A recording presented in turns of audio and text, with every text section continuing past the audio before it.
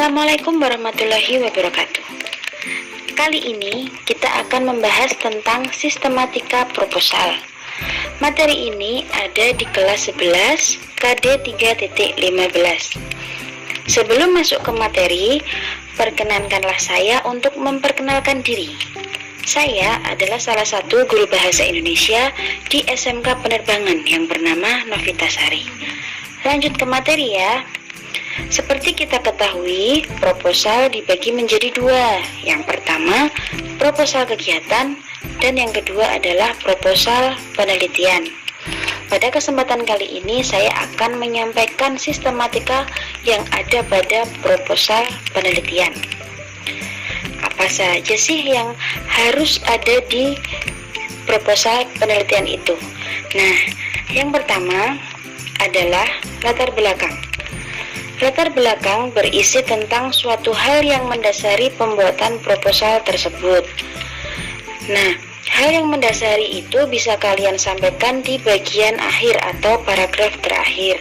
Pada paragraf yang pertama dan di tengah itu bisa kalian sampaikan pengertian ataupun sedikit materi tentang apa yang hendak kalian bahas. Misalnya saya mempunyai judul proposal efektivitas vaksin COVID terhadap masyarakat Jogja. Nah, pada bagian akhir latar belakang bisa kalian sampaikan tentang mengapa sih kita itu melakukan penelitian ini, atau mungkin penelitian ini kami buat untuk mengetahui efektivitas vaksin COVID terhadap masyarakat Jogja. Contohnya seperti itu. Yang kedua adalah masalah dan tujuan. Untuk masalah dan tujuan dipaparkan dengan rinci, rasional, dan persuasif. Nah, biasanya berisi tentang pertanyaan ya. Dari judul yang saya sampaikan tadi, bisa kita ambil contoh seperti berikut. Bagaimana efektivitas vaksin COVID terhadap masyarakat Yogyakarta?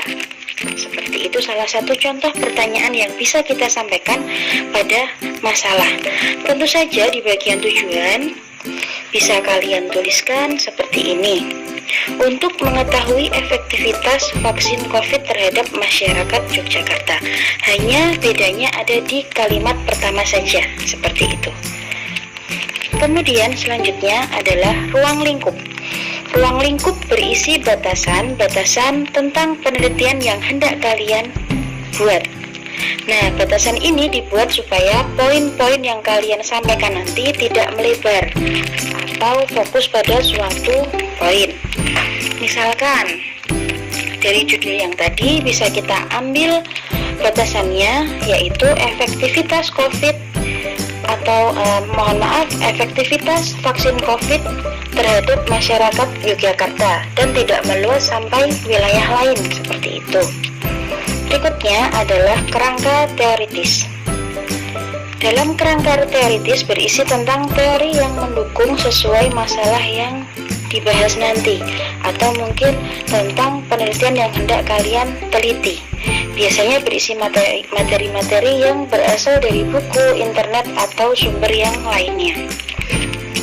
Kemudian yang berikutnya adalah metode.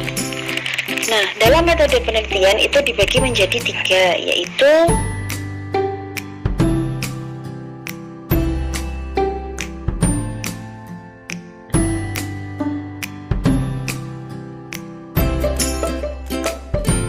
dalam metode penelitian historis, kalian menyampaikan penelitian-penelitian yang sudah terjadi atau sudah diteliti oleh orang yang dulu. Jadi ada beberapa mungkin sumber-sumber yang sudah ada sebelumnya kalian sampaikan lagi. Kemudian untuk metode penelitian deskriptif, kalian hanya memaparkan saja atau menjelaskan, menjabarkan. Kemudian untuk metode penelitian eksperimental itu berisi tentang percobaan. Jadi sebelum kalian membuat laporan, kalian harus meneliti dulu, seperti itu. Berikutnya adalah pelaksana kegiatan. Dalam pelaksana kegiatan itu berisi tentang siapa saja yang melakukan kegiatan penelitian. Misalkan Dalam pelaksana penelitian itu ada 3 orang atau ada 4 orang. Nah, di situ disebutkan saja. Atau mungkin kalau di proposal kegiatan itu bisa kita sebut sebagai panitia, seperti itu. Kemudian yang ketujuh yaitu fasilitas. Nah, untuk mengerjakan suatu pekerjaan diperlukan fasilitas tertentu atau alat-alat tertentu. Misalkan, dalam pembuatan proposal kita membutuhkan laptop, kita membutuhkan printer untuk mencetak. Jika kita melakukan penelitian terhadap vaksin COVID, mungkin kita membutuhkan alat suntik, jarum suntik, dan lain sebagainya yang nantinya bisa kita amati efektivitasnya bagaimana, seperti itu. Kemudian, yang berikutnya adalah keuntungan atau kerugian. Untuk keuntungan dan kerugian itu harus dipaparkan supaya orang yang hendak mendonasi atau memberi sumbangan biaya kepada peneliti itu bisa memikirkan kira-kira bermanfaat atau tidakkah penelitian yang akan dilakukan, seperti itu. Yang berikutnya adalah lama waktu. Dalam lama waktu, kalian harus menjabarkan tentang tahap-tahap yang nantinya akan kalian lakukan. Nah, tahap-tahap yang kalian lakukan itu dalam waktu berapa lama, kemudian waktunya kapan, itu harus dijelaskan secara rinci. Saya beri contoh, misalkan tahap pertama adalah penyusunan proposal. Misalkan penyusunan proposal akan saya lakukan selama 3 hari, mulai dari misalkan tanggal 1 Januari sampai tanggal 3 Januari. Nah, itu harus dipaparkan secara rinci.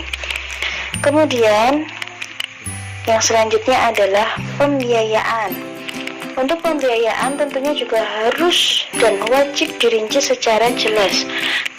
Berikutnya adalah harapan. Nah, harapan ini ditujukan kepada pembaca. Nah, misalkan nih, kalian bisa menuliskan di proposal kalian untuk memohon bantuan atau sumbangan dana atau memohon agar diberi partisipasi dalam bentuk lainnya. Karena yang namanya donasi itu tidak wajib berupa dana saja, bisa barang dan jasa. Oke, yang terakhir adalah lampiran. Nah, hal-hal yang perlu dilampirkan dalam lampiran antara surat, maksud saya susunan panitia, perincian biaya, jadwal kegiatan, peta atau dana kegiatan, gambar yang berkaitan dengan kegiatan, formulir sumbangan, dan lain sebagainya. Untuk lampiran itu sifatnya tidak wajib ada, tetapi pada umumnya proposal biasanya ada lampirannya, seperti itu. Entah hanya 1, 2, atau mungkin banyak, ada juga yang banyak lampirannya. Oke, mungkin itu tadi ke-12 hal yang wajib ada dalam sebuah proposal penelitian. Apabila ada satu saja butir yang tidak ada, itu nanti akan membuat proposal kalian tidak sempurna, seperti itu. Mungkin sekian pembahasan kali ini, bisa kita lanjutkan di pertemuan selanjutnya untuk membahas proposal kegiatan atau mungkin membahas yang berhubungan dengan proposal. Sekian dari saya, semoga ilmunya bermanfaat. Jangan lelah untuk belajar. Wassalamualaikum warahmatullahi wabarakatuh.